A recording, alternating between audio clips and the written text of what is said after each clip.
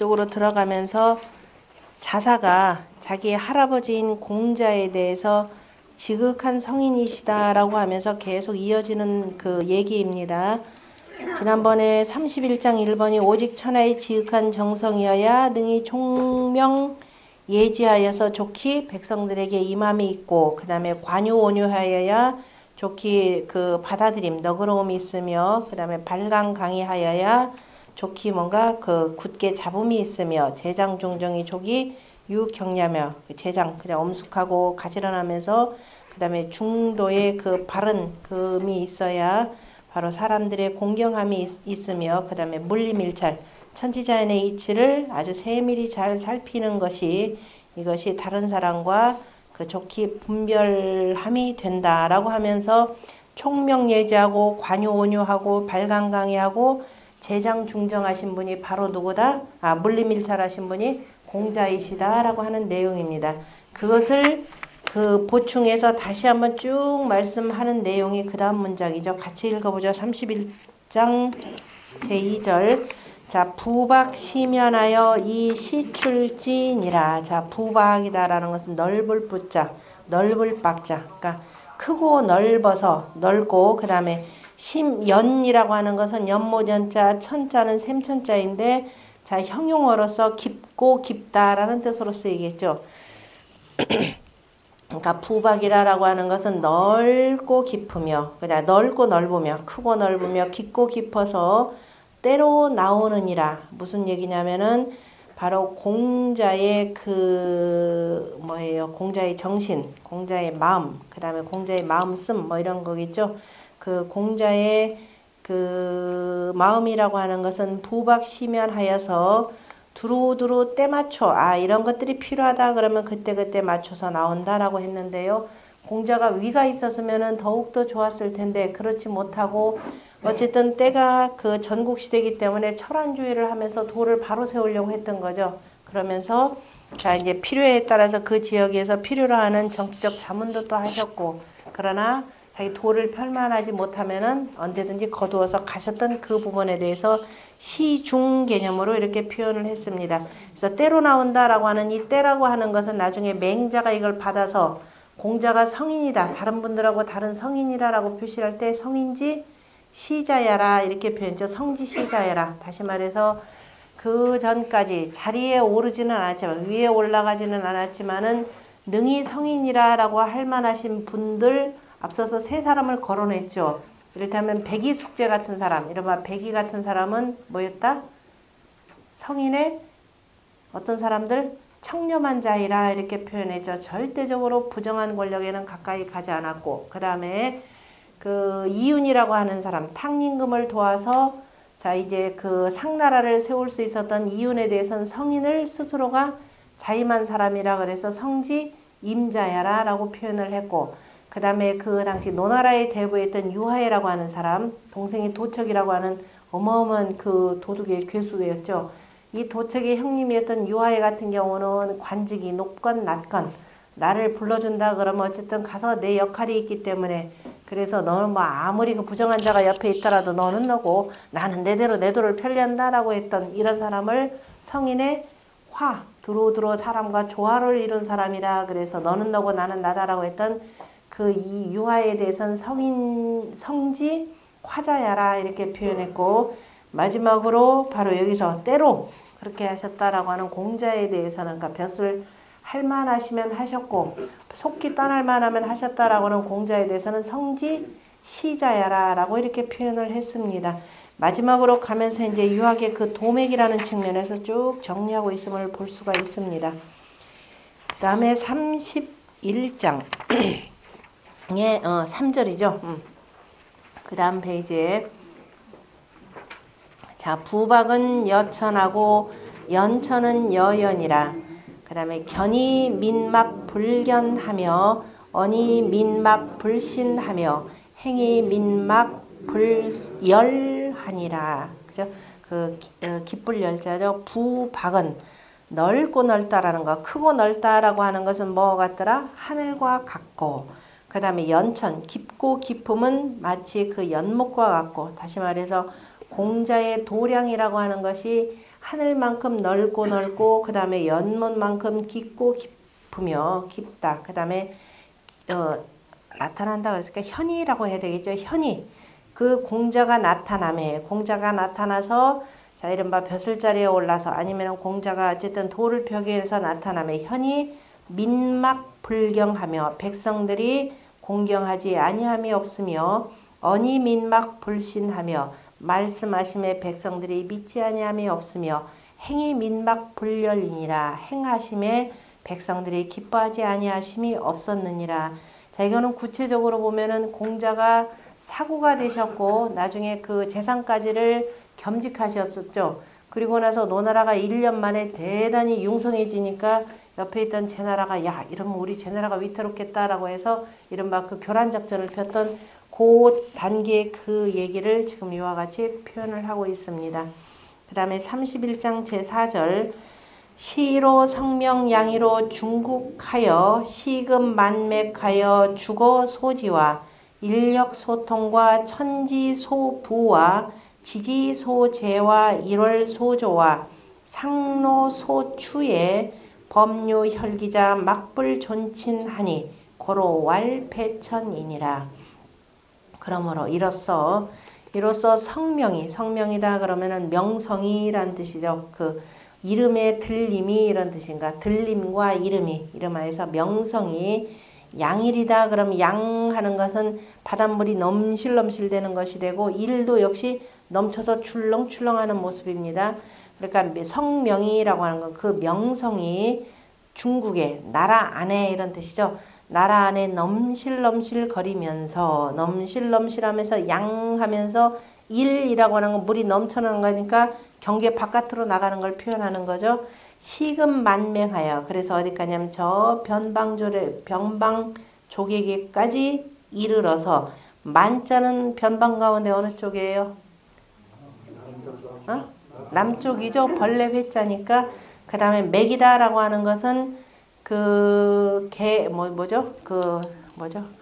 개견자. 여기서는 돼지 시자가 되는 거죠. 그래 짐승들이 있는 땅이 되니까 저 북방 쪽을 표현하는 겁니다. 그러니까 저 남쪽과 북쪽에 이르기까지 이렇게 되는 거죠. 저 남쪽과 북쪽에 이르기까지. 이것을 순진하게 그냥 우리가 오랑캐맥 이렇게 하지 말라 그랬죠. 오랑캐라고 하는 것은 상대방 족속들 자체를 아예 무시하는 말이기 때문에 울랑카이에서 옛날에 고려말 아니면 조선 초기에 이렇게 동이족들을 좀 괴롭히는 우리나라 족속들을 괴롭힌 저 북쪽의 사람들을 울랑카이 이렇게 표현합니다. 그래서 우리가 무조건 이 변방족들을 오랑캐 하는 건데 그러면 이른바 대동세상이라고 하는 유학의 기본 근본 정신하고 어긋납니다. 그래서 각각의 그 저 변방족들을 각각이 일컬으는 그 표현들입니다. 우리가 동이, 그 다음에 남만, 서융, 그 다음에 북적 이렇게 표현하죠. 각각이 그 지역의 특색이 있다 그랬습니다. 천자문 공부 안 하신 분 손 들어보세요. 다수가 되니까 한번 설명해 드리겠습니다. 다들 이거 보면 웬만하면 다 오랑캐 하는데 절대로 오랑캐라 하지 말라 그랬습니다. 유학이라고 하는 것은 기본적으로 배타적이 아니고 어떻게 하면 되도록이면 통합해서 그죠? 이른바 사회동포를 이루느냐 이겁니다. 그래서 우리가 흔히 변방족이라고 할 때 이족이라고 하는 것은 옛날에 치수사업, 우임금이 치수사업을 하고 각 땅마다 뭐냐면 500리 땅으로 쭉 바깥으로 나가죠. 그 바깥에 맨 바깥에 2500리 3천리 요 땅을 이족이라 이렇게 표현했습니다. 그래서 논어에 보면은 자 요임금도 이족이고 순임금도 이족이고 누구도 그 다음에 문왕도 이족이라 이렇게 표현했습니다. 다만 그 얘기는 뭐냐면은 중심지 여기에서부터 중국이 되는 거죠. 나라 가운데로부터 어떻게 되냐 바깥으로 3천리 땅에 있는 그 족속들 그 변방을 뭐라고 하냐면 이족이라 이렇게 표현을 합니다. 다만 이제 동쪽에 특별히 이제 동쪽에 있는 이쪽은 뭐냐면은 활을 잘 쏘기 때문에 이족이라 이렇게 표현을 했고 남쪽은 주로 이제 우리가 안남 지역, 베트남 지역이 되겠죠. 이쪽은 따뜻한 지역이기 때문에 어떻게 돼요? 벌레들이 많죠. 벌레들이 많고 거기는 밀림들이 많습니다. 그러니까 이 뜻글자 속에는 다 있어요. 밀림들이 많다 보니까 사람들이 각 지역별로 단절돼 있어요. 그러니까 지역별마다 또 뭐가 다르다? 말이 많이 다릅니다. 요즘에는 세상이 좋아져가지고 TV에 각 지역들이 뭐 여행하는 얘기들 많이 하잖아요. 그 베트남 지역 보면은 각지 소수민족들이 엄청나게 많습니다. 그래 말들이 많아요. 말들이 다 달라요. 그래서 변자에다가 이 변자를 쓴 요 글자 밑에다 뭘 썼느냐? 벌레 배자를 썼죠. 남쪽 그 변방 지역에 있는 사람들은 특별히 만족이라 이렇게 부르는 겁니다. 그 다음에 서쪽에 있는 사람들은 서쪽은 자 예전에 우리 문화라 그러면 황하 문명이 어마어마하게 발달해 있었다 그랬죠. 황하 문명은 이름하여서 그릇들을 아주 잘 만들어 가지고 저 1500년대 누구야 마르코 폴로가 이쪽 와가지고 어찌어찌해서 와가지고 봤더니 이 사람들은 전부 다 뭘 쓰고 있었어요? 뭘 쓰고 있어야 돼? 온통 보니까 보석을 쓰고 있었던 거예요. 자기들이 볼 때는 기껏 보석이라는 것은 금이 나은 얘네들이 보석은 뭘로 했냐? 이름하여서 사기 그릇이에요. 사기 그릇이 반짝반짝하죠. 세상에 보도 못한 이런 희한한 그릇이니까 야 쟤네들은 온통 뭐 밥그릇부터 시작 왜냐면 일반 백성들까지 그죠? 다 보석으로 깔려있다 이렇게 본 겁니다. 자 그래서 그쪽에서 그래서 아 이거는 이쪽하고 교류를 해야 되겠다라고 해서 그 이미 이전부터도 그죠? 이른바 실크로드라고 하는 것이 발달이 돼가지고 이른바 황하 문명권에 발달된 우수한 그 문물들이 전부 다가 서방으로 가는 겁니다. 주로 수출이죠. 그리고 이제 저쪽에 있던 특별한 이런 물건들을 수입을 해오는데 그게 이름하여 실크로드입니다. 실크로드는 기본적으로 황하 문명권이 저 바깥으로 흘러나가는 거예요. 그러니까 세상에 천에 없이 귀한 물건들이 왔다 갔다 하는데 그 속에 뭐가 많겠어요? 도둑놈들이 많겠죠. 저거 훔치기만 하면은. 그러니까 도둑놈들도 많고 또 내가 상인이라 하더라도 그 도둑놈들도 지키려면 나도 별도의 군사를 좀 이끌고 다녀야 됩니다. 그래서 서쪽은 뭐라고 한다? 자, 창을 든 그죠? 최소한의 이 군대들 10명이라지만 최소 단위 이렇게 융족이라 이렇게 표현합니다. 그다음 북쪽은 춥죠. 북쪽은 추워서 농사를 지을 수가 없습니다. 주로 사냥을 해서 살아요. 사냥을 하려면은 사냥개가 필요하죠. 사냥개가 필요하니까 그 사냥개를 표현하는 것이 바로 여기 되는 거죠.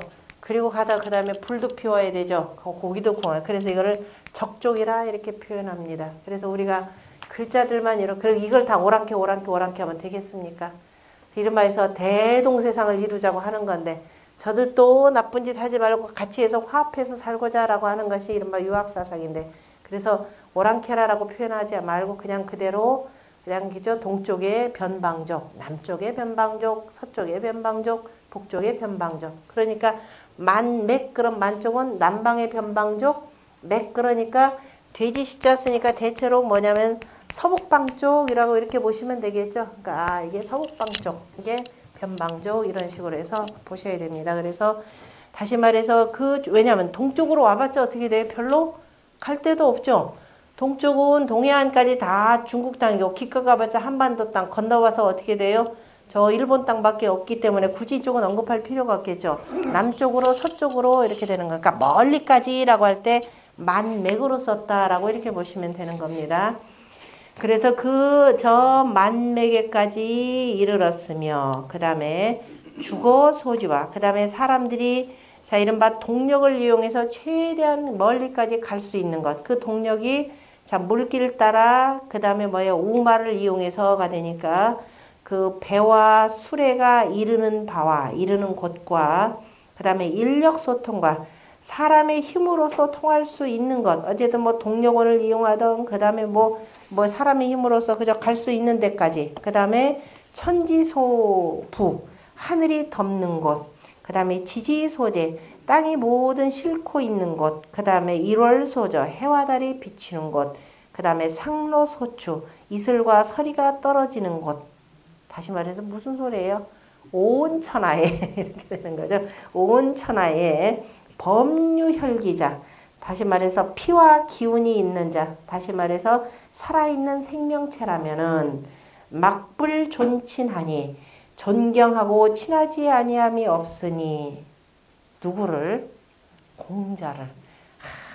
이렇게 최고의 존숭을 표현할 수 있을까요? 그죠? 이렇게 존경하고 친하지 아니함이 없으니 그러므로 공자의 도라고 하는 공자의 덕이라고 하는 것은 뭐와 짝한다? 하늘과 짝한다. 그죠? 하늘만큼 높다. 이건 누구의 얘기를 받은 거겠어요? 논어에 보면은 논어에 누가 이런 식으로 표현했어요? 누구? 자공. 네, 자공이죠. 자공이 우리 선생님은 저 공자 그 노나라 대부들이 그랬지. 야, 내가 보니까 자공이 좀 만만하죠. 자공 뭐 예의도 바르고 뭐 하니까 얘기하기 던지기도 쉽고. 근데 공자는 참 부드러운 것 같은데 조금 좀 위험이 있으니까 가까이 하기엔 너무 먼 당신과 같고. 그러고 보니 어딘지부터 친한 것 같기도 하고. 근데 어쨌든 말은 함부로 하기가 참 힘들었던 분입니다. 그러니까 이제 돌아가시고 났더니 자공 보고 당신이 공자보다 훨씬 낫다 하니까 무슨 말씀 그런 소리 하지 말라 하면서 우리 선생님은 뭐와 같아서 해와 같아서 이렇게 됩니다. 해와 같아서 우리가 아무리 뭐예요? 빛을 안 받으려고 하더라도 피할래야 피할 수도 없고 그 다음에 저 하늘과 같아서 사닥다리를 놓고 올라가려고 하더라도 올라가지 결코 못하는 것. 그것이 바로 우리 선생님과 같다 이렇게 표현했던 내용이죠. 바로 그 내용을 받아서 자사는 조금 더 늘렸죠. 늘려서 이와 같이 표현을 했습니다. 그 다음에 여기까지가 이제 그 주자가 나눈 31장의 내용이고요. 그 다음에 32장의 제1절 천하지성이야 위능 경륜 천하지 대경하며 입천하지 대본하며 천지지 화육이니 그 다음까지 읽읍시다. 부언유 소일이요. 자, 오직 천하의 지극한 정성이어야 이미 26장에서 우리가 지성무식이라 라는 말을 했었죠. 지극한 정성은 쉬지 아니한다 라고 표현했는데요. 오직 천하의 지극한 정성, 지극한 정성이라고 하는 것은 바로 하늘과 땅과 같은 그러한 정성이라고 그랬죠. 그러한 정성이어야 능히 천하의 대경을 경륜하며 이렇게 되는데 천하의 대경이라 큰 별이다. 경이라고 하는 것은 원래가 무슨 줄이냐면은 위에서 아래로 이렇게 가는 뭐예요? 날줄이죠, 날줄. 배틀을 이렇게 짜면은 먼저 이제 옷감을 만들려면은 이렇게 해서 실을 이렇게 내리는 겁니다. 먼저 이렇게 내린 게 이게 뭐냐면 경이에요. 경이 되고 여기를 이제 북실이 왔다 갔다 하면서 이 이른바 뭐냐면 밭으로 표현하면 밭고랑이죠. 밭이랑에다가 이렇게 씨 뿌리는 거. 이거는 바로 자 위가 되는 거죠. 위가 되는 것이 되고 요거는 바로 경이 되는 겁니다. 대경대법이다 그러면 하늘로부터 아래 땅까지 들이온 것. 이른바 하늘이 음양소장에 위치해서 만물을 두루두루 생장수장하는 이 원리가 있는 거죠. 사람도 여기에 맞춰서 살아야 된다라는 겁니다. 그래서 천하의 이 대경을 천지자연의 이 법도를 그대로 경륜했다 짰다 이렇게 표현하는 건데요. 경륜이라고 하는 말이 어디서 나오느냐 하면은 바로 주역의 맨 첫 번째 궤가 뭐가 되냐면 건궤가 되고 두 번째 궤가 땅궤가 되고 세 번째 궤가 둔궤가 됩니다. 둔궤가 되는데 둔궤가 뭐냐면 술의 둔궤예요. 위에가 물궤가 되고 자 아래가 오래궤가 되는데 이거를 공자가 뭐라고 표현했냐면은 자 주역의 1번부터 2번부터 8번까지 다시 말해서 건곤을 기본으로 해서 그 다음에 세 번째부터죠. 세 번째부터 6개가 되면 어떻게 돼요? 8번째까지 맞죠? 8번째까지 전부 다 물귀가 들어가 있습니다. 다시 말해서 물이라고 하는 건 일육수의 뜻이 만물의 근원이 되는 거죠. 물이 있어 이제 두루두루 이렇게 휘두른다라는 건데요. 수레라고 하는 부분을 뭐라고 공자가 했냐면 운뢰라고 했습니다. 구름이 끼고 그죠? 그 다음에 구름이죠. 위에 물이라고 하는 건 비도 되고 상황에 따라서는 이제 구름도 되니까 울레. 구름이 지금 끼면서 이제 오르렁 꽝꽝 하면서 조금 있으면 비올상입니다. 이것이 바로 둔이니 이렇게 표현했죠. 군자 이하여 여기다가 군자가 이로써 경륜한다 이렇게 표현을 했습니다. 경륜이라고 하는 말이 바로 여기서 나오죠. 그러니까 천하의 대경을 경륜했다라고 하는 것은 맨 처음에 천하의 법도를 들이올 때 이거죠. 들이올 때 대경 대법을 세웠다라고 했는데 요임금이나 순임금 같은 게 기본적으로 그 강조했던 것이 바로 뭐냐면은 효죠. 효가 되고 그것이 바로 오전 개념입니다. 오전이라고 하는 자 오전의 법도를 들이워서 천하를 다스렸다 이런 내용이에요. 다시 말해서 효라고, 먼저 효 이전에 부모가 되는 건 하늘이고 땅이 되는 거죠. 부모가 먼저 베풀어서 만물을 다 기른다라는 겁니다. 그래서 윗사람은 아랫사람의 뭐가 되냐면 부모가 되는 거죠. 왕에 대해서 민지 부모라 그랬고, 백성들을 자식 기르듯이 양민해야 되고, 그럼 백성들은 자기를 길러준 부모에 대해서 뭐를 한다? 효를 하게 되는 거죠. 그래서 기본적으로 부모 자식 간의 효, 이것이 말로 대경이 되는 겁니다. 거기서 조금 나가면 이제 부모 자식 간의 자와 효를 중심으로 해서 그 다음에 넓혀가는 것이 우애가 되는 거죠. 형제 간의 우애가 되고, 바깥으로 나가서는 어른들 공경할 줄 알고, 그 다음에 벗 간에 그 다음에 뭐예요? 미도움이 있는 것. 그것이 바로 오륜이죠. 그래서 오전이라고 하는 것은 오륜 개념인데요. 유학 관련해서는 뭐 크게는 그 결과적으로는 다를 바는 없는데, 경륜, 천하지 대경을 경륜하였으며 라고 할 때 이 대경에 대해서는 주자와 그 다음에 정연의 약간의 의견 차이는 있습니다. 왜냐하면 오직 천하의 지극한 정성이어야 너니 천하의 대경을 경륜하며 라고 할 때 그 옆에 365쪽에 보면은요, 장구본에 보면은 두 번째 줄에 대경이라고 하는 것은 오품지 일륜이요 이렇게 되어 있죠. 오품에 다섯 가지 그 품물에, 그죠? 다섯 가지 품물에 다시 말해서 오행과 관련된 일륜이라라는 이런 뜻입니다. 다시 말해서 오품이다라고 하는 것은 오행계보다도 사람들의 관계라고 하는 것은 다섯 가지가 있다라는 거죠.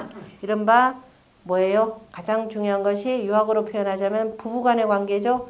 부부간의 관계, 그 다음에 부자간의 관계, 군신간의 관계, 그 다음에 뭐예요?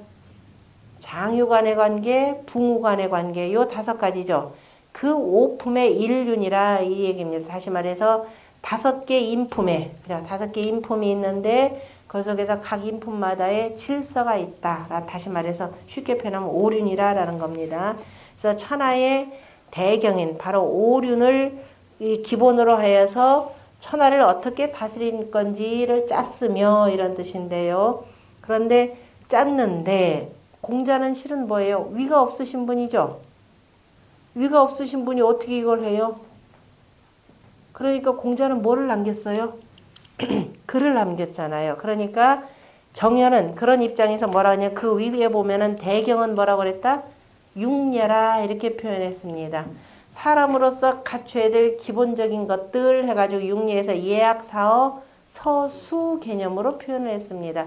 다시 말해서 예약사어 서수라고 하는 것이 책으로 표현된 것이 뭐냐면은 지금 여기서는 여기 정연은 오직 춘추말을 많이 드는데, 그래서 아마 맹자의 영향을 참 많이 받아서인 것 같습니다. 대경대법을 짠 것은 실은 뭐냐면은 주역의 십익전이 되겠죠. 주역의 십익전이 됐고, 그래서 십익전을 통해서 천지자연의 대법을 완성을 합니다. 그러면서 천지자연의 대경을 완성을 하고, 그걸 통해서 인륜의 법도는 어떻게 해야 된다라고 해서 쭉 풀어준 것이 바로 뭐냐면은 주역의 십익전이 됩니다. 이름하여서 개사전이 대경이라 그러면은 뭐냐면 상전, 다시 말해서 대상전과 소상전, 요 부분이 바로 그 다음 단계에 해당되는 것이다. 이렇게, 그러니까 윤이라라고 볼 수가 있습니다. 그러니까 경이라라고 하는 것은 개사전이고, 나머지 것은 그 다음에 윤했다. 나머지는 차곡차곡 이렇게 짰다라고 볼 수 있는데요. 이건 제가 100번 얘기해도 뭔 소리인지 모를 겁니다. 네, 주역 공부를 나중에 차근차근히 하시면 돼요. 근데 어쨌든 정연 같은 경우는 춘추에만 이렇게 국한을 했고, 그러니까 대경대법이라고, 대경이라고 하는 것은 주역을 통해서 공자가 그 뜻을 펼치셨고, 그 다음에 난신적자들이 판치는 세상에서 이거를 분명히 뭐냐면 천자의 입장에서 이거를 엄단할 걸 엄단을 해야 되는데, 직접적으로는 못하시고 대신에 뭘로 했다? 말로써, 문장으로서, 그것이 뭐냐면 춘추가 되는 겁니다. 그래서 대경이라고 할 때는 경 개념은 정확하게 표현하자면 주역이 되고, 그걸 윤한 것은 춘추 이렇게 보십니다. 봐야 되고, 그 다음에 또 나머지 자잘하게 한 것들은 뭐냐면 시서가 되겠죠. 기존에 나와 있던 모든 역사와 그 다음에 전해지는 노래를 통해서 바로 그 군자의 법도, 그 다음에 천하를 다스리는 법도를 세우게 된 것이라 이렇게 보시면 됩니다.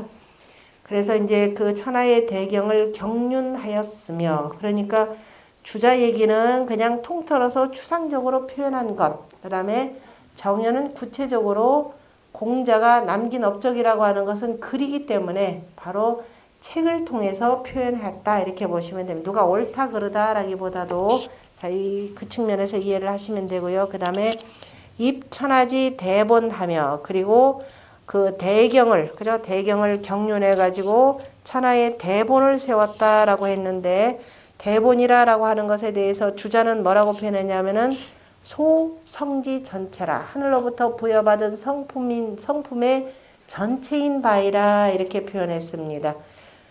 주자가 아니 정연 같은 경우는 대본은 효경예라, 그죠? 가장 근본. 그러면은 자, 여러 가지 가장 대경이라고 하는 것이 있고, 그 다음에 가장 근본은 뭐냐? 일륜지 법도인 바로 효경이라라고, 효라는 측면에서 책을 가지고 이렇게 표현을 했죠. 그런데 효경은 나중에 두루두루 위작이라라고 하는 것들이 지금 나타나니까 순수하게 이건 공자의 순수한 작품이다라고는 얘기 안 합니다. 그래서 이것도 어쨌든 참조만 해서 보시면 되고요. 천하지 대본이라고 하는 것, 대본은 우리 앞에서도 나왔었죠. 중야자는 천하지 대본이라고 하는, 다시 말해서 천하의 대경을 경륜하여서 천하의 가장 중도가 되는 법이 무엇인지를 중도를 세웠다 이렇게 보시면 돼요. 두 분 다 그 해석 떠나서 천하의 중도, 다시 말해서 중용의 도를 세우셨으며, 중용의 도라라고 하는 것은 앞에서는 대경이니까 그 다음에 대본이다라고 하는 건 실은 뭐예요? 중도랑 권도에 해당된다 볼 수가 있겠죠. 권도가 어떻게 중입니까? 천하의 중은 권도죠. 대경이라고 하는 것은 자 일륜지 법도, 오륜이면 오륜이라고 세워두면은 일륜이라는 게 다 똑같이 기계적으로 적용되는 게 아니잖아요. 그죠? 사람에 따라서 상황에 따라서 조금, 권이라는 게 원래 뭐냐면 저울 때 권이잖아요. 우리가 저울질 한다 그러면은 여기다 물건 하나 달고 여기다 추를 하나 달죠. 우리가 절대적인 경의 중이라 그러면 가운데 딱 가운데죠. 이게 경도입니다. 경도라는 중이 있지만 실은 권도의 중은 어떻게 되느냐? 물건의 무게에 따라서 여기가 중일 수도 있죠. 이쪽이 중일 수도 있고, 그러니까 천하의 대본을 세웠다라고 하는 것은 상황에 맞추는 바로 중도를 표현한 것이다 라고 보시면 되고요. 그래서 경도와 권도를 가지고서 이걸 가지고 지천하지 화욕하니, 어떻게 해서 천하의 모든 만백성들을 바르게 그저 두루두루 변화시켜서 기를 것을 아셨다 이렇게 되죠. 이렇게 보면 가장 편합니다. 그러니까 경도와 권도를 세우셔서 그 다음에 천하 만민들을, 그러니까 천지의 화욕을 알았다라고 하는 것은 하늘과 땅이 어떻게 기르는 것을 그죠? 아셨고, 그걸 통해서 나도 천하의 백성들을 어떻게 길러야 되는지를 알으셨으니, 부언유 소지리요 무릇 어찌, 이때 기라고 하는 거 의지한다라는 건데, 여기에 정확한 뜻은 어찌 치우친 바가 있겠는가 이렇게 되는 겁니다. 어찌 치우친 바가 있겠는가. 다시 말해서 공자라고 하시는 분은 자 어떻게 돼요? 이를테면 요게 경이 되겠죠. 가운데가 어느 한쪽으로도 치우치 않는 이게 경이 된다 그러면은 자 이게 기본 법도가 됩니다. 그러면 봄의 경우, 여름의 경우, 가을의 경우, 겨울의 경우가 다 다르겠죠. 이것이 바로 그때 상황에 따른 바로 뭐냐? 권도의 행함이 되는 거죠. 권도의 행함이 되는데 공자는 어느 한쪽, 이게 그렇다고 해서 이게 치우친 거냐? 아니다라는 거죠. 요 상황에 맞게, 봄의 때에 맞게, 여름의 때에 맞게, 가을의 때에 맞게, 겨울의 때에 맞게 딱 맞춰가지고 화욕시키는 거죠. 하늘과 땅의 화욕이라는 건 봄이라고 하는 건 싹트게 하는 것이요. 여름에는 무럭무럭 자라게 하는 것이요. 가을이라고 하는 거두게 하는 것이고, 겨울은 마음껏 추우니까 다 잠잠시키게 만든, 이게 다 화욕이죠. 그리고 다시 봄이 되면 하는 것. 그래서 천지의 화욕을 그대로 바탕에서 백성들을 상황에 맞춰서 딱 그저 적절하게 이끌어서 다스리는 방법을 알았다라는 겁니다. 그거는 치우친 바가 아니라 이 표현입니다. 이렇게 표현하면 쉬운데 뒤에 가면 되게 어렵습니다. 그 주자 얘기다 뭐다 들어가 보니까 그림 가지고 보시면은 딱 편하죠. 그러니까 권도와 경도를 잘 쓰셨다 이 소리입니다. 권도와 경도로서 어떻게 하면 세상을 고르게, 그 다음에 화합하게, 안정되게, 균화 아니죠. 그러니까 공자가 논어에서도 같이 공부하고도 도에 나아간 자가 있고 도에 나아가서 그 다음에 같이 선 자가 있고 벼슬길에 나아간 자가 있고 또 벼슬길에 나아갔는데 그런데 권도를 행하는 자는 거의 없다 이렇게 표현을 했습니다. 같이 똑같이 여기서 공부하고도 나는 도를 깨달은 사람이 있고 뭔 소리인지 난 모르겠다는 사람이 있고 그리고 이렇게 해서 내가 세상 다스리는 방법을 알았다 해서 그 다음에 이제 자리에 서고 안 서고는 이거는 내 의지하고 전혀 관계가 없습니다. 어쨌든 그렇게 공부를 해서 자리에 섰으면은 경도는 이미 세워져 있는 거 아니에요. 그런데 결국은 뭘 부릴 줄 알아야 된다? 권도를 행할 줄 알아야 되는데 권도를 행할 줄 아는 자가 참 드물더라. 공자가 그 제자들을 보고 실은 하신 말씀이겠죠. 같이 나한테 공부를 했는데 어떤 자는 지금 도에 나갔고 어떤 자는 얼른 속성자도 있고 그죠? 익자였으면은 도에 나아갔을 것이고 그래가지고 이제 가끔 또 벼슬한 그 제자들을 봤더니 도대체가 이거 경도만 행할 줄 알고 고집만 있죠. 이 권도를 전혀 행할 줄 모르더라 이렇게 표현하신 내용이 있습니다. 공자가 여기서 하신 입천하지 대본이라고 하는 것은 어찌 보면 이게 경도 개념이라고 볼 수가 있습니다. 그래서 권도와 경도를 적절히 활용하여서 천하 백성들을 기르는 방법을 알아셨으니 이것이 과연 누구한테 치우쳤겠는가. 항상 공자가 하신 그 정치는 바로 뭐였다? 중화의 정치였다라고 하는 것을 나타내 주는 내용입니다. 그 다음에 32장 제2절 준준기인하며 연연기연이며 호기천이니라. 그러한 공자에 대해서 다시 한번 그 덕에 대해서 그 찬미하신 말씀이네요. 준준하다, 간절하고 간절하다, 간곡하고 간곡하다. 준준이라라고 하는 말이 자 육달월자에다가 수레둔 처음 둔자였죠. 처음 둔자이기 때문에 처음 뭐가 우리가 길러나갈 때 아주 간곡하고 간곡하게 아주 정성스럽게 그죠? 정성스럽고 정성스러운 그 인이며 다시 말해서 백성들이 이제 인준하는 것이 지금 여기 봄에 처음 나오는 거잖아요. 인이라고 하는 것이 봄의 덕이 되고 준이라고 하는 것이 처음 날 아까 술의 둔이니까 둔자 공부했죠? 여기를 기준으로 해서 천간상으로는 갑에서 뿌리 내리고 을 싹 트는 겁니다.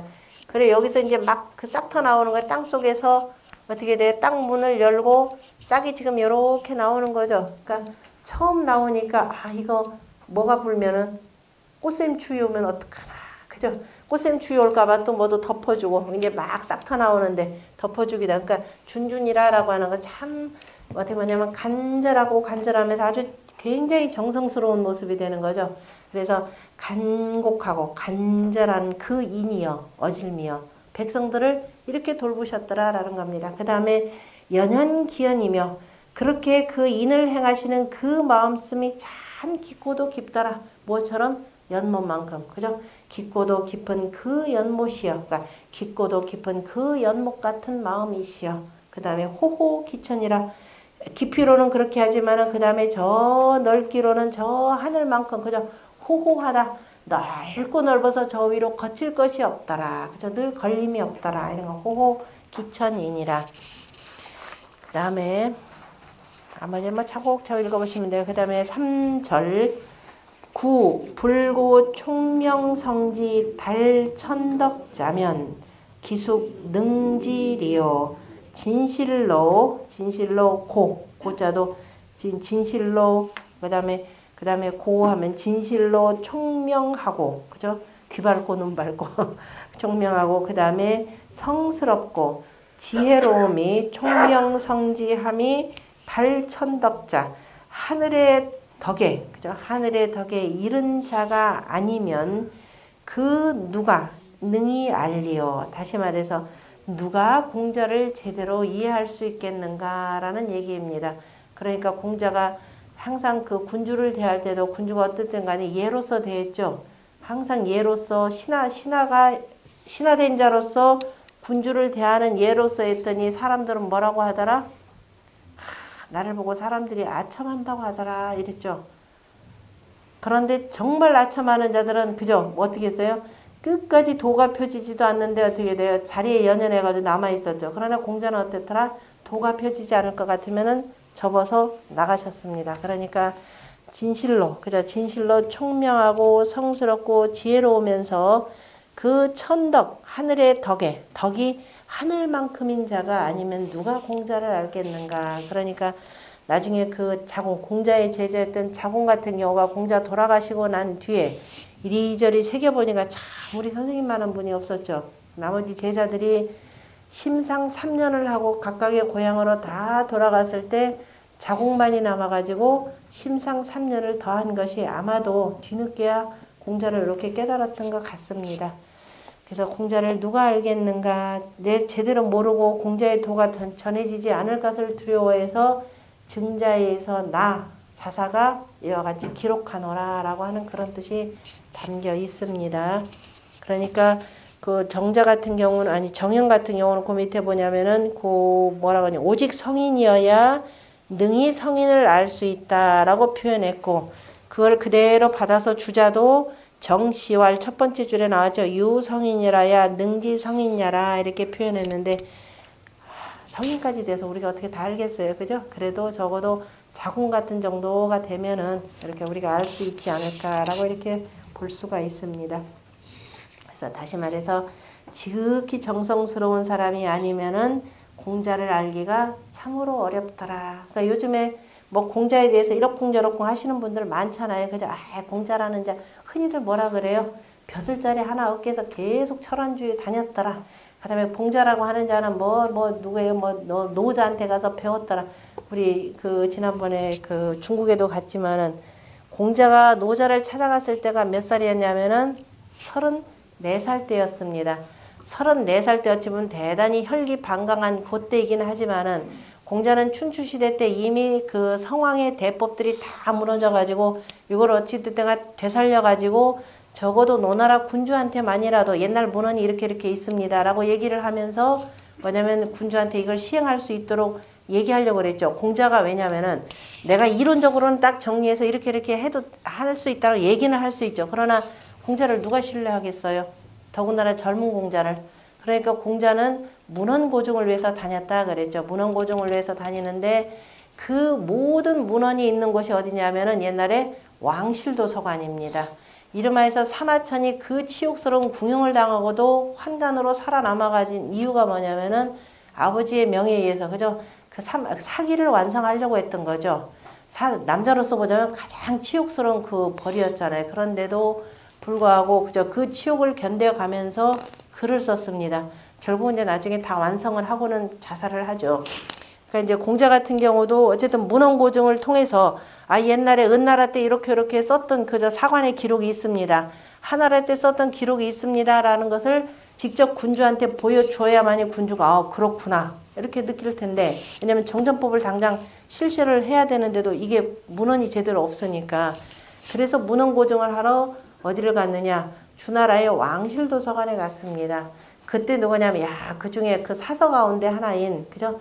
사서 가운데 하나인 노자라는 자가 있는데, 노자라는 사람인데 이 사람이 참으로 현명한 사람이라. 그래서 이제 노자한테, 왜냐면 오늘날이야 어디에 컴퓨터에 다 들어가서 어디에 무슨 책 하면 우리 집에 앉아 있어도 웬만한 도서관에 있는 자료를 다 쳐다보잖아요, 그죠? 지금 그런 시대가 아니란 말이에요. 그 사서가 얼마나 훌륭하냐에 따라서 무슨 책이 있다 없다가 이게 되니까. 그래서 워낙 거기서 두루두루 섭렵하고 있어 잘한다 해서 사서를 찾아갔던 거죠. 그때 엉뚱한 소리 했죠. 젊은이가 말이야 교만하게 시리 네가 벼슬자리에 있는 것도 아닌데 해가면서 뭐라고 하는 내용이 공자물리에 대해서 나온 내용. 넌 너무 교만하다 이 소리예요. 왜냐? 공자가 34살인데 그때 벼슬자리 없었습니다. 다만 이미 공자를 따르는 제자들은 제법 있었습니다. 그때 그 중에 하나인 맹시 집안에 남궁경숙이 있었죠. 이름하여서 이 이른바 선비가 이름하여서 저 왕실도서관 가려면 내가 가고 싶다고 가요? 내가 왕실도서관에 가서 나 책 좀 열라고 뭐 좀 문의하려고 하는데 아무나 갈 수 있어요? 궁궐 아무나 들어가요? 못 들어가요. 그러니까 공자가 거기 가서 문헌고정을 하긴 해야 되는데 내가 아무런 벼슬자리도 없단 말이에요. 그러면은 그 중에 그런 백을 써야죠. 그 백이 누구야? 제자 중에 하나인 남궁경숙이 있단 말이에요. 남궁경숙은 이른바 맹시 집안의 장손입니다. 자기는 공자한테 배우기 위해서 더 이상 벼슬 안 하고 동생한테 다 넘겨주죠. 맹의자한테 넘겨주는데요. 아버지도 뭐냐면 돌아가시면서 유언을 합니다. 너희들 자 공자가 젊긴 하지만 그 보통 사람 아니다. 꼭 가서 공자한테 배워라 라고 했습니다. 그래서 공자를 당시 34살임에도 불구하고 이미 존중하는 분위기들이 있어요. 그러니까 남궁경숙 제자의 백을 이용해서 자 이렇게 해서 나는 실은 도를 바로잡으려고 한다. 그러니까 우리가 그 왕실조성안에서 열람하면 누구 허락이 있어야 되겠어요? 노나라 제후의 이 허가가 떨어져야 됩니다. 그래서 노나라 제후의 허가를 받아가지고 혼자 가면 안 되잖아요. 이른바 권력자 하나 끼고 가야 되니까 남궁경숙하고 같이 가는 겁니다. 그래서 같이 가서 이제 만나는 거죠. 만나보니까 참 저 노자가 보기에 참 한심한 자죠. 지 뭐 권력도 없는 자가 저렇게 갱갱거리면서 다니는가. 우리 위나라에서 공자가 뭘 탈 때? 경을 탈 때. 공자가 경을 탔다라고 하는 것은 이른바 황종간에서 음을 발을 잡으려고서는 계속 지금 음을 지금 맞추는 중이었거든요. 그러니까 도가무리 중에 하나였던 그 삼태기를 맨 자가 어떻게 되냐. 참 뭐 이렇게 마음씀이 있는가. 유심제라 이렇게 표현했죠. 갱갱호인저. 뭐 이렇게 갱갱거리는가.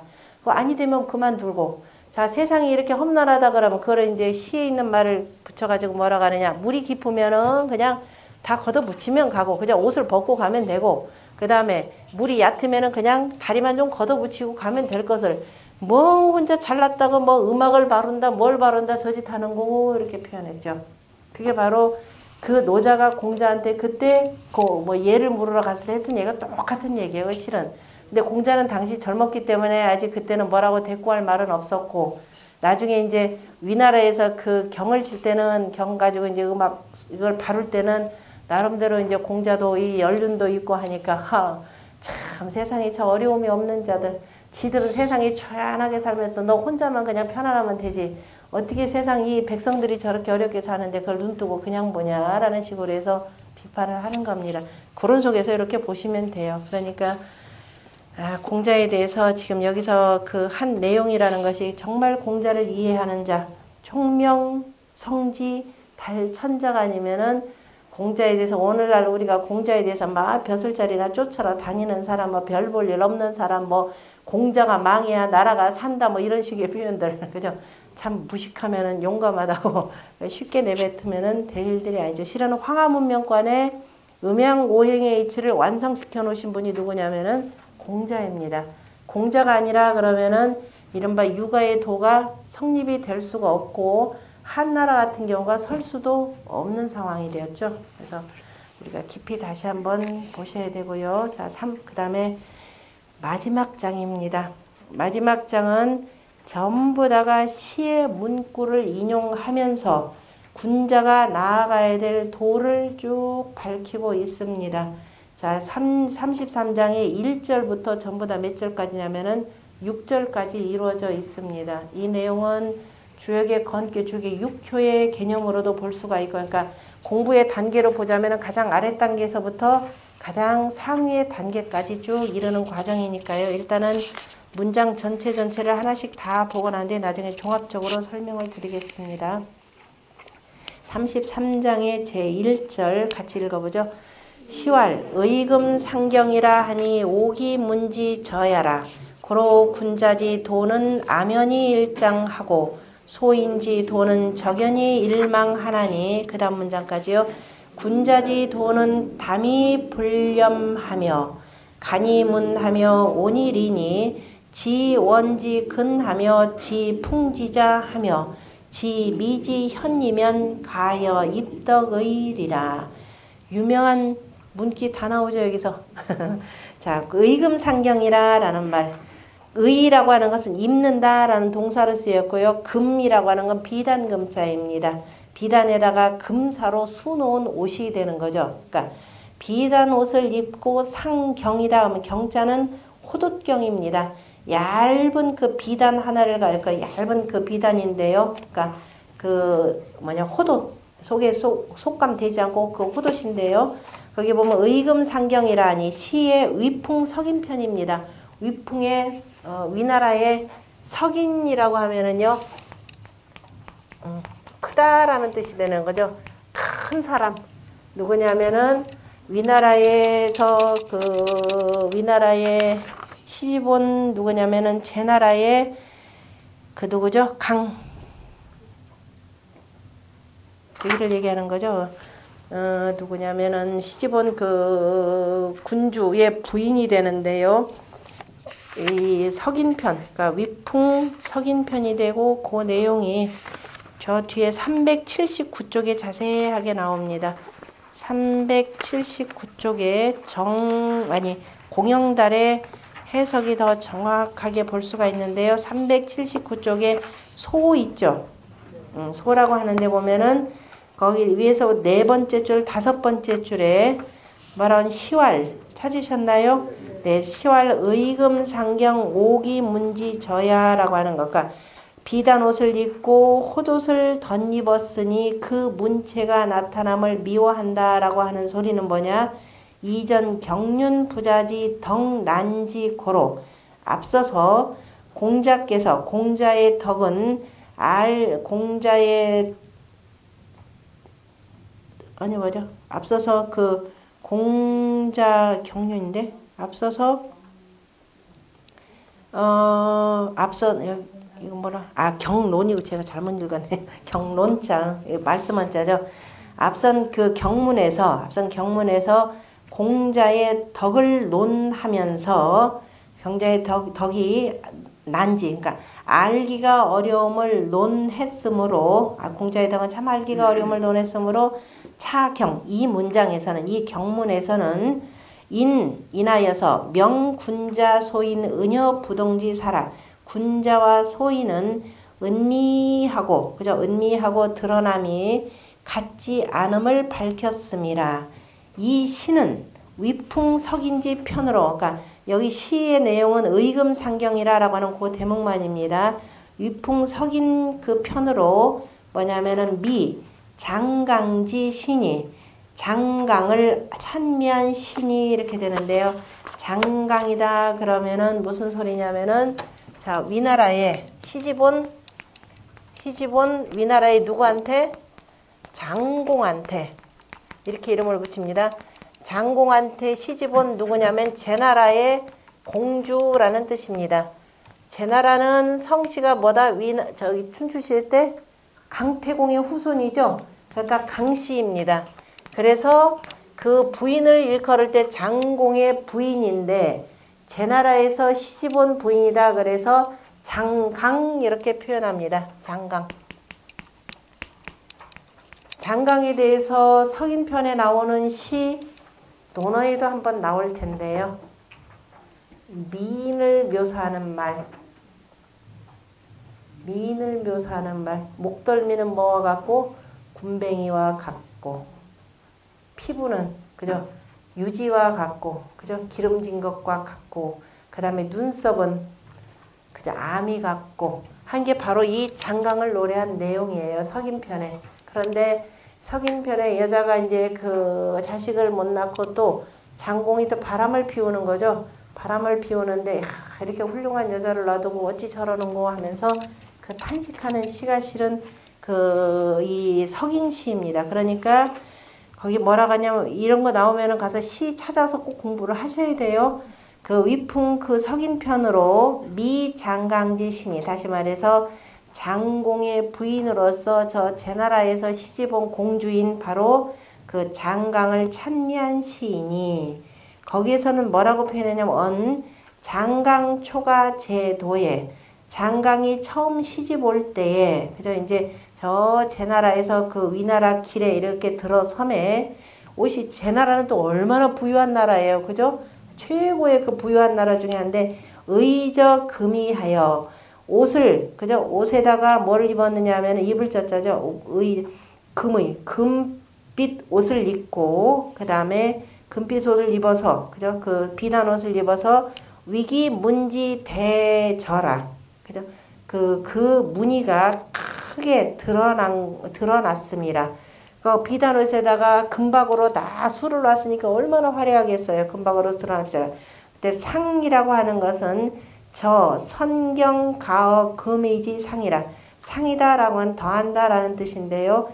그 금이의 위에다가 헛옷을 덧붙여 입음이라 원래 붙일 착이라고 읽어야 되는데 상은 착 옷을 입는다라고 할 때는 착이죠. 우리가 새 옷을 입었다 그럴 때는 너 뭐라 그래요? 야, 너 착복식 안 하냐 할 때 이거 붙일 착자를 읽으셔야 됩니다. 그러니까 앞에서도 그러면은 금이를 입고서 딱 붙여 있거든. 의착 이렇게 읽으세요. 앞에서도 착.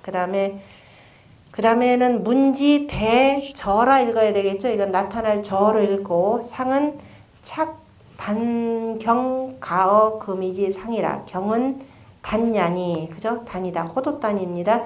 이 단곡 혼명주로 그러니까 혼명주로 옷을 만들어서 상이 부금의라. 바로 금의 위에다가 금이를 덮는 것이라. 안시 본문에 살펴보건대 시의 본문에서는 의금경이라 하고 이 상경이라 라는 말을 이 경자를 이렇게 썼습니다.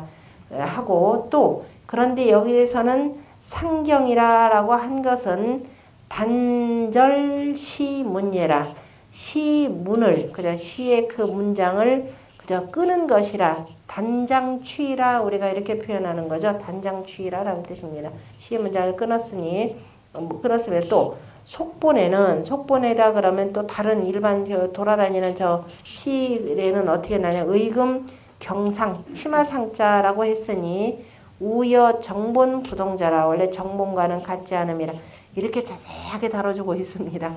그다음에 그런데 시인이 기록한 자가 용명군자 겸태하고 원래는 이 시는 뭐냐면은 아까 뭐라고 했어요? 의금경이라 그랬죠.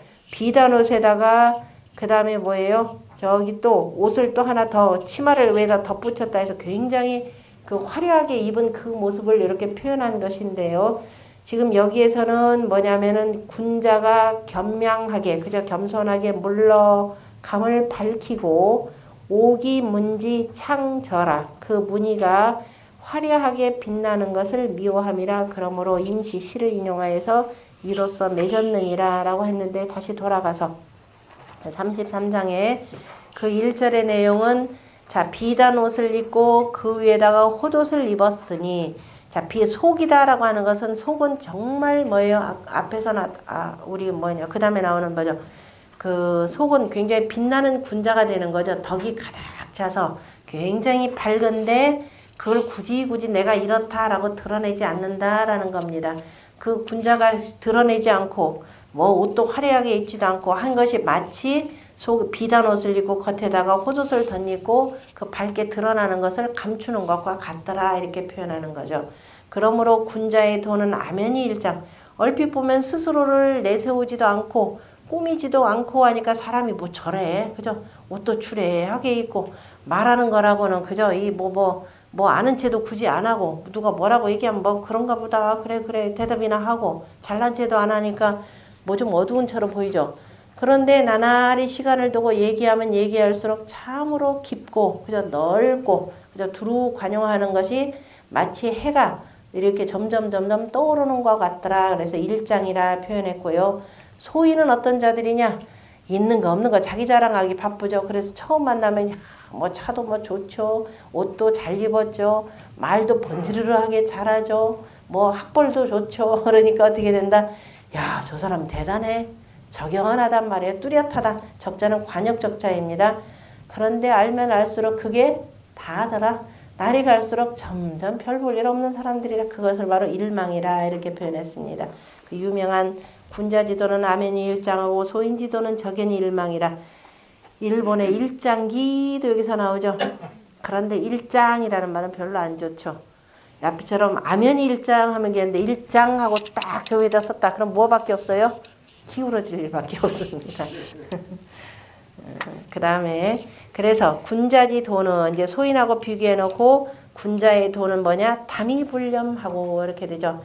단박해서 우리가 그 친구들끼리 무슨 우리 개하자 그럼 뭐예요? 담수게 하죠.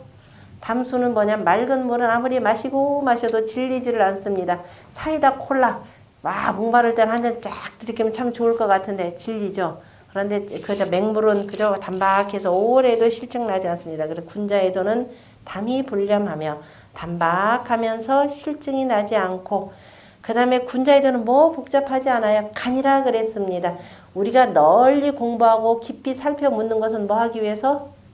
행하는데 간략하기 위해서 행간이죠. 행간 간략하기 위해서입니다. 그래서 그런데 참 간략한데도 불구하고 어떻게 된다? 빛나더라라는 겁니다. 문체가 나고 그 다음에 온일이 온하면 참 사람이 따뜻하면서도 따뜻하다 그러면 우리가 보통 뭐 어때요? 뭐 좋은 게 좋지. 적당히 묻어가려고 하는데 굉장히 조리가 있더라. 이치가 있더라라는 겁니다. 분명하게 끊을 거 끊고 그저 조리 있게 하는 것이고 하는 것이니 그 다음에 지원직은하며 그러면서 자 먼 것이라 아무리 먼 것이라 하더라도 어디서부터 하는 것을 알며 가까운 것 그 아무리 먼 것이라 하더라도 그것이 가까운 데서부터 시작됐다라는 것을 알며 그러니까 멀더라도 그 먼 것의 가까움을 알며 우리가 저 먼 곳까지 가야 되겠다. 어디서 어떻게 시작해야 되는지 어디가 가장 그죠? 시작하는 그 가까운 것을 알며 지풍지자하며 바람이 붙어 하는 바 바람이 어디서 불어왔는지를 알며 지미지현이면 아무리 은미한다 하더라도 저것이 머지않아서 드러날 것을 안다면 그죠? 그러니까 군자의 도는 앞에 세 가지를 들고 그리고 우리가 그러한 군자가 되는데 세 가지를 알아야 된다 그랬습니다. 이런 정도를 알게 되면은 가여 입덕이니라 가히 더불어서 덕에 들어갈 수 있느니라. 다시 말해서 공자와 더불어서 우리가 역시 그 덕으로 그 속으로 덕으로 들어갈 수 있다 이렇게 표현을 했습니다. 이러한 사람이 바로 덕치를 할 수 있다라는 뜻이고요. 여기서 들은 군자도의 그 세 가지와 그 다음에 삼지라고 하는 내용은 우리 천자문에도 제가 한번 이거 인용해서 쓰기는 썼는데요. 그 원래가 그 어디냐면 서경 그 고요모 편에 나오는 내용입니다. 이거 제가 그 문헌을 밝히지를 저기 나죠. 서경의 우석 고요모 편 고요가 순임금에게 그 간하는 말입니다. 순임금이 아무리 훌륭하긴 하지만 또 이 훌륭한 신하가 임금은 이렇게 이렇게 해야 됩니다. 라면서 이제 가르쳐 주는 말씀인데요. 그 고요가 왈 군자의 그 구덕에 대한 내용인데요. 관이율하며 관이다 그러면은 너그러우면서도 밤율자니까 무섭다라는 뜻이죠. 그러니까 너그러우면서도 엄숙하며 너무 너그럽기만 하면은 신하들이 우습게 보겠죠. 그러니까 군자라고 하는 것은 임금은 너그러우면서도 엄숙해야 되며 그 다음에 유의립하며 부드러우면서도 그 바르게 임금 자리에 서야 되며 이런 뜻이고 그 다음에 원이공하며 원하는 것 삼가다 공순하다 이런 뜻입니다. 상가 공수 원 그냥 뭐라면 상가면서도 공순하다 그냥 함부로 행하지 말고 그다음에 공순하며 그다음에 난이 경하며 이때 난자는 다스린다라는 뜻으로 쓰이죠. 어지럽다라고 하는 거 다스린다는 뜻이니까 자 두루 잘 다스리고 어지러운 거를 잘 다스리면서 그다음에 공경할 줄도 알아야 하며 그다음에 요의의하며 요라고 하는 것은 길들인다라는 뜻으로 쓰이는 것에 대해서는 자 잘 사람들을 그 길들이면서도 그다음에 그 굳세야 되고 의젓해야 하며 직이온하며 그 다음에 곧으면서도 따뜻하며 간이렴하면서 행함은 간단하면서도 또 깨끗하고 청렴해야 하며 강이색하며 굳세면서도 이때 색이라라고 하는 것은 그 뭐라고 해야 되나 그 실한 걸 표현하는 거죠. 그러니까 강하면서도 막혔다라고 하는 것은 우리가 효에 대해서 양효에 대해서는 뭐라고 한다고 그랬죠? 색이라라는 말로도 쓰고 그 다음에 이걸 실이다 막혔다라는 의미에서 실 그래서 색은 실로 해석을 합니다. 음효는 비었다 허하다 이렇게 표현하는 거죠. 그래서 여기서는 실하며 그 다음에 실하며 그 다음에 강의의니라는 거는 또 강하면서도 그 다음에 의로우니 거기 제가 오타가 났는데요. 강하면서도 의로우니 이렇게 밑에서도 자 의로우니 의를 좋아하니 뭐 상관없습니다. 의를 좋아하니 강의니에서 9가지죠. 관이율 하나, 유일입 하나, 원이공 하나, 난이경 4번째, 그 다음에 요의 5번째, 직이온 6번째, 간이렴 7번째, 강이색 8번째, 강이의 9번째입니다. 그래서 강이의니 이렇게 되죠. 강이의하니 창, 권류상이 그래서 그 떳떳함을 밝힘이 이렇게 되는 거지. 떳떳함을 밝힘이 밝힘이 거기 밑에 해석도 조금 잘못됐죠. 떳떳함을 그 떳떳함이 있음을 밝힘이 그죠? 그 떳떳함을 밝히는 것이 길합니다. 이렇게 돼요. 길제니이다. 왈의 삼덕이면 그래서 마땅히 이 세 가지 덕을 베푼다면 날마다 이 중에서 세 가지 덕만이라도 그냥 밝힌다면 숭야에 아침 일찍부터 밤늦게까지 준명육아하며 그 준명이 그 집안에 있을 것이며 그죠? 준명이 그 집안에 있을 것이며 왈일엄 지경육덕이면 또 날마다 엄숙히 그 6가지 덕을 엄숙히 공경한다면 6가지 덕을 엄숙히 공경한다면 양체 유방하리니 다시 말해서 양체 그러면 밝음이 그죠? 밝게 가림 체니까 밝게 가림이 온 나라에 있을 것이니 이렇게 하는 게 해석이 더 정확합니다. 온 나라에 있을 것이니 흡수부시면 화합할 흡자 화합할 합 이렇게 표현하죠.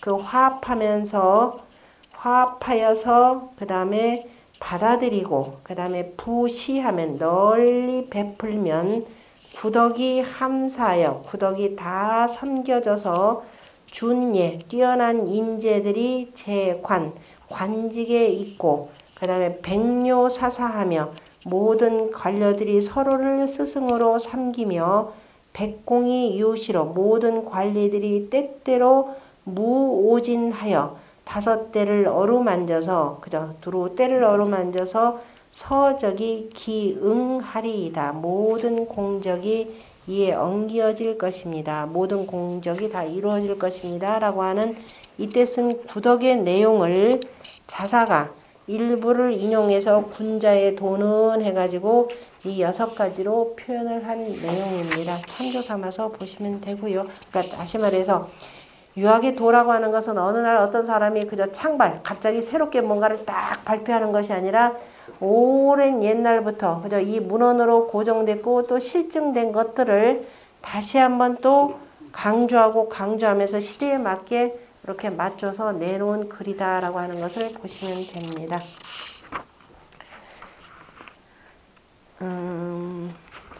나머지는 조금 이따 다시 한번 확인해 보고요. 좀 쉬었다 하겠습니다.